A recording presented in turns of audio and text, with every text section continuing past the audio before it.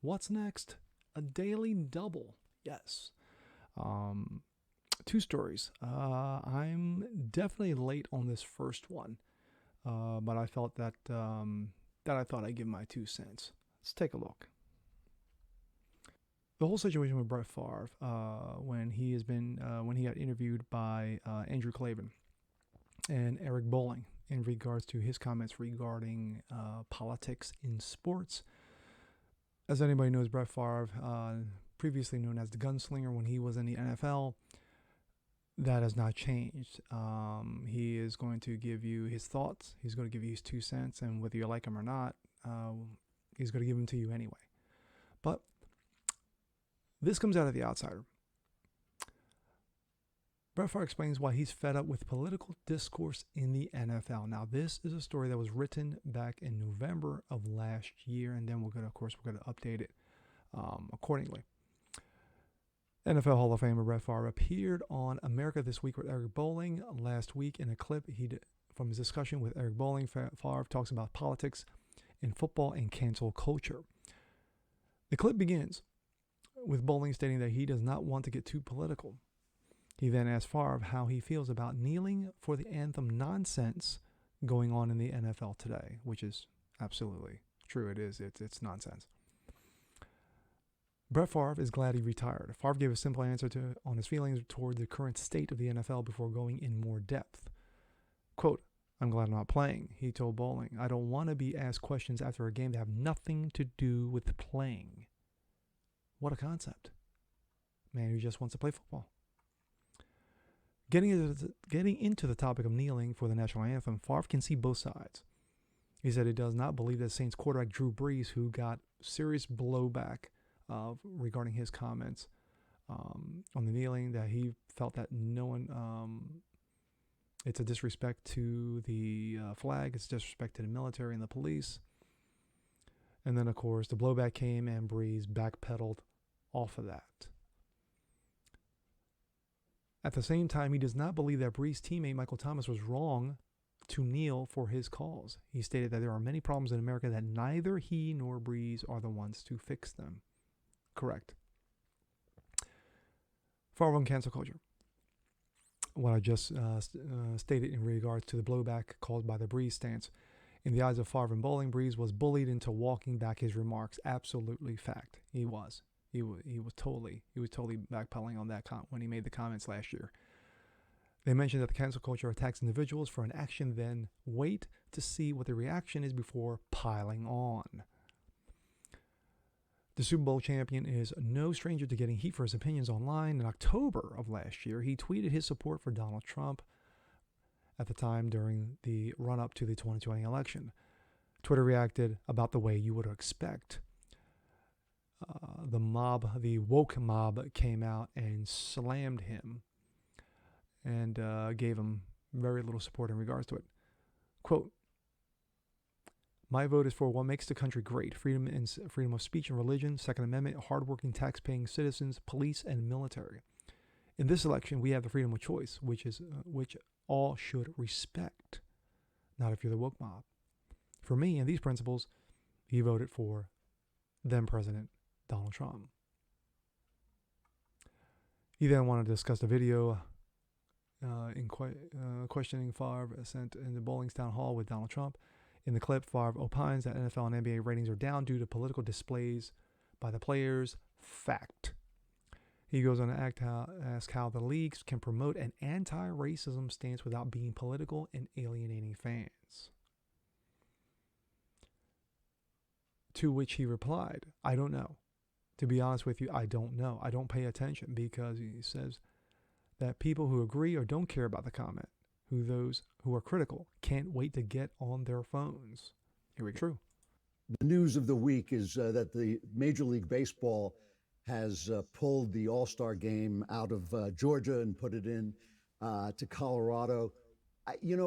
Brett, you've been out of the game, I think it's 10 years since you retired. Correct. And are you surprised to see sports in general becoming this political? Yeah, and I think both sides, for the most part, want to see it just remain about the sport, not about politics. At least that's my interpretation. I know when I turn on a game, I want to watch a game. I want to watch players play and Thank you, Brett. teams win, Thank lose, come from behind. I want to watch all the important parts to the game, not what's going on outside of the game. And I think Exactly. the general fan feels the same way. You were always known as a big locker room guy, a leader of men type. You played, look, so many of the great American athletes are black guys. You played with some of the greats, Reggie White and Antonio Freeman and all this. My favorite all-time When you were player, in the locker Reggie room, White. was there the kind of Being a Philly tension guy. there now seems to be? I mean, a lot of the politics, as American politics always does, it revolves around race. Did you see that in the locker room when you were playing? Absolutely not. In fact, that was sort of our protected space, if you will, where we could kind of let our guard down. We were in something together. We fought together. We won together. We lost together, and we truly were a family.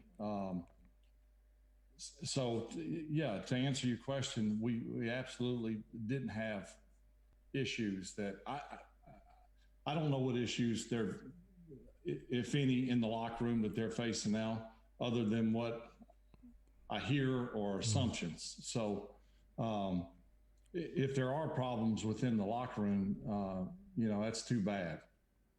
Exactly. Yeah. Eric, And he doesn't mean too you've bad as obviously in made your your face name too as a bad. He commentator, just but you means were a big it's sad to say. financial guy. You started out in the financial world. Is this all part? I mean, the NFL is big business. Is this all part of? Andrew, this is bullshit. Is what it is. I started out in baseball first. I was playing for the Pirates, and then went into business world. And I got into politics, and unfortunately, politics is now overriding everything. Sports used to be there used to be a firewall that whatever happened in D.C. and in this political world never made it over the firewall into the stadium. It's bullshit what's going on right now. Rob Manfred, the Major League Baseball commissioner, pulled the All-Star game. Remember, the All-Star game means guys coming from all over the country. It means tourism will come to the area wherever the All-Star game is being played. $100 million in revenue is going to be pulled from Cobb County, Georgia, because of that one move of Rob Manfred. And we just found out today that the likely new stadium that they're going to play the All-Star game in is going to be in Denver, Colorado. Look at the two voting rights. This is an issue over voting rights that Manfred is caving to the cancel culture mob over. Voting rights in Colorado are more restrictive than they are in Georgia, where Manfred is pulling the Major League Baseball game out of. But it's not controversial for teams to, for instance, kneel during the national anthem. Doesn't it seem that it all goes one way? Absolutely. It's very lopsided. And whatever happened to,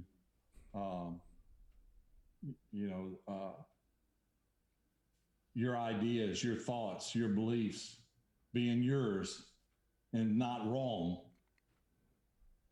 that seems a distant past. What a concept. I think the people who know me, in fact, I know the people who know me, players that I played with, especially those who I played with for quite a long time, black and white, Hispanic, family and friends would certainly attest to it as well, that, by no means are any of us perfect, but,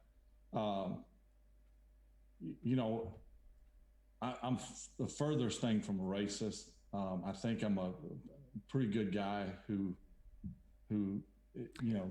cares about other people as well.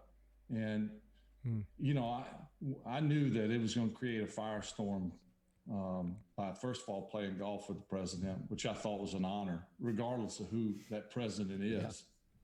Yeah. And by tweeting my support for then President Trump, I knew that would create some more issues. But, again, I go back to the people who know me and would speak on my behalf in a positive light. And, I really don't worry about it a whole lot. I mean, it's a shame It's really a shame that we've come to this. But, the old saying, it is what it is. My thoughts. And like I said, in the beginning of the video, I am late to the party in regards to Brett Favre's comments in regards to this, but he was 1,000% correct. The fact of the matter is that we all have opinions. We should be allowed to freely give those opinions without getting slammed for it, getting shamed for it, getting poked in the eyeball because of it. But like I read in the opening story too, before I played this video, is that neither he nor Drew Brees are the ones to fix this situation. This has got to be a concerted effort. But the fact of the matter is, it's only one side who's reaching out across the aisle, and that's those who are conservative, those who are libertarian, those who are lovers of free speech, and the Second Amendment, to express oneself. I think it's gotten to a point that cancel culture is on steroids right now. I did one video where basically wokeism is the new Rossism, and that's exactly correct. It is. If you don't adhere, if you don't, play the game the way everybody else, the way the left is playing the game, then you are not woke.